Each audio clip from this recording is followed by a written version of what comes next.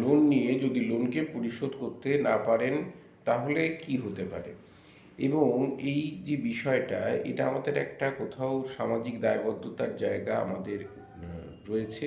সেই জায়গা থেকে এবং আমাদের জীবন অভিজ্ঞতা থেকে আমরা, এবং পাশাপাশি আমরা যে ক্লায়েন্ট বা বিভিন্ন তাদেরকে দেখা সেই অভিজ্ঞতার জায়গা থেকে আমাদের এই ভিডিওটি জনস্বার্থে প্রচারিত। অপর কেউ আপনার সঙ্গে যেরকম ব্যবহার করে আপনি তার প্রতি সেই রকম ব্যবহারই প্রত্যাশা করেন। লোন হচ্ছে দু প্রকারের হয়ে থাকে, একটি হচ্ছে সিকিউর লোন এবং একটি হচ্ছে আনসিকিউর লোন। সিকিউর লোনের মধ্যে পড়ে হচ্ছে গাড়ি, বাড়ি, এগুলি।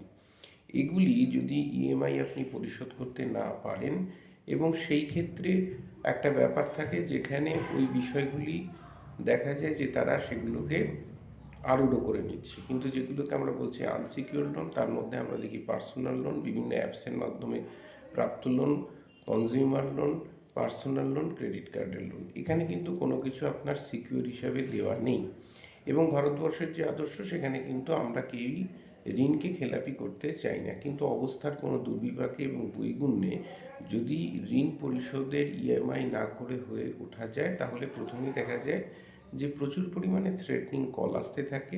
প্রচুর পরিমাণে দেখা যায় যে আপনাদের নিয়ার ওয়ানের কাছে এরা আপনার মোবাইলের সংরক্ষণ তালিকা থেকে নম্বর প্রাপ্ত হয়ে আপনার সম্পর্কে একটা মান সম্মান হানিকর বক্তব্য প্রকাশ করতে থাকে। এবং দেখা যায় যে বাড়ির সামনে একটা দৌরাত্ম্য ঘটতে থাকে, আপনাকে ডাকা হয় এবং এরা ব্যাংক থেকে অনুমোদিত যে পত্র সেগুলোকে তারা দেখাতে চায় না, দেখাতে চায় আপনি যেন তাদের কাছ থেকে ঋণ নিয়েছেন। আপনি প্রথমেই তাদের সাথে কথা বলতে গেলে তাদের কাছ থেকে আগে পরিচয়পত্রটিকে আপনি তাদের কাছে চান, তারা তাদের পরিচয়পত্র দিচ্ছে কি না, এবং তাদের কাছে আরবিআই যে লাইসেন্স প্রাপ্ত যে কার্যক্রম বিষয়টি তাদের কাছে আছে কিনা। এবং অনেক ক্ষেত্রেই দেখা যায় যে এরা হচ্ছে ডিএসএ, এবং সেই ডিএসএরও প্রামাণ্যতা তারা কিন্তু দেখাতে পারে না। এবার মজাটা হচ্ছে যে এই যে লোনের রিকভারি এজেন্টরা আসে, এদের পরিচয়পত্র যেহেতু থাকে না, তাই অনেক ক্ষেত্রেই কিন্তু দেখা যায় যে এরা কিন্তু ছুটকারা পেয়ে যায়, এবং এদের কাজই থাকে আপনার লোকালিটিতে আপনাকে হেনস্থা করা এবং একটা মানসিক নির্যাতন করা। তো আপনি যদি এরকম অবস্থার সম্মুখীন হন, তাহলে এদিকে পত্রপাঠ বিদায় করুন, দূর দূর করে বিদায় করুন। যদি এরা আপনাকে সঠিকভাবে পরিচয়পত্র না দেয়, পরিচয়পত্র না দেখালে আপনি কিন্তু তাদের সাথে কথা বলতে বাধ্য নন। এবার থাকলো যেটা, সেটা হচ্ছে যে যেখানে আপনি দেখছেন যে আপনার কোথাও প্রকৃত সমস্যা আছে, শারীরিক সমস্যা আছে, যদি আপনাদের কোনো কর্ম চলে গিয়ে থাকে, এরকম বাস্তবসম্মত কারণ থেকে থাকে, আপনারা সেক্ষেত্রে পত্র লিখুন সেই সংশ্লিষ্ট যে সমস্ত ফাইন্যান্সিয়াল ইনস্টিটিউশন থেকে। যদি কারণ মাল্টিপল ঋণ থাকে সেখানে আপনারা লিখুন, যদি সদুত্তর পান তাহলে অতি উত্তম। যদি আপনারা সদুত্তর না পান এবং তারা সেই ইমেল প্রাপ্ত হয়ে, চিঠি প্রাপ্ত হয়ে যদি তাদের প্রাপ্তি স্বীকারের বিষয়টিকে রেখেও তারা উহ্য রাখে, তাহলে কিন্তু আপনারা অভিযোগ করতে পারেন প্রত্যক্ষভাবে। যদি তারা আরবিআই অ্যাক্রিডিটেড হয়ে থাকে, আরবিআই অনুমোদিত হয়ে থাকে, তাহলে আরবিআই, এবং এখানে কতগুলো পদ্ধতি রয়েছে, সেই পদ্ধতি মাফিক আপনারা কিন্তু কাজ করতে পারেন। এবার সমস্ত কিছুর যেরকম শুরু আছে তার একটা পর্ব আছে এবং পরিসমাপনও রয়েছে। তো দেখা যায় যে এরা কিন্তু যেগুলো সব ছোট ছোট ঋণ থাকে, সেখানে কিন্তু এরা প্রকৃত অর্থে আপনার মান সম্মান হানি করা এবং কোথাও একটা প্রমত্ত তাণ্ডব করার উল্লাসে এই সমস্ত কেলাসিত বুদ্ধি, তরল মতি, উজবুক ভ্রান্ত দর্শনে চলা এই সমস্ত রিকভারি এজেন্টদেরকে পাঠিয়ে দেয়, যারা কিন্তু আপনাকে এই ধরনের হ্যারাসমেন্ট করবে। আপনি কিন্তু কোনোভাবে ভয় পাবেন না, কারণ জীবন সুন্দর, জীবন রঙিন। অযথা এই বিষয়গুলোকে কেন্দ্র করে কোনো রকম সিদ্ধান্ত নিয়ে ফেলবেন না আত্মহননের, কারণ এই ধরনের কোনো কিন্তু মানে নেই।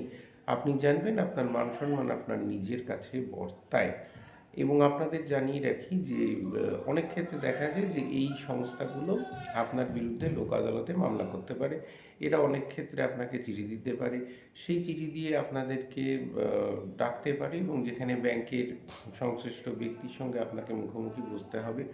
এই যে বিষয়গুলো রয়েছে, এগুলো কিন্তু সমস্তই কিন্তু সলিউশন আছে, এবং আপনি যততে সেটেলমেন্ট করতে পারবেন এবং যেভাবে করতে পারবেন সেটা কিন্তু একটা মধ্যস্থতার মাধ্যমে মীমাংসিত হয়ে যায়।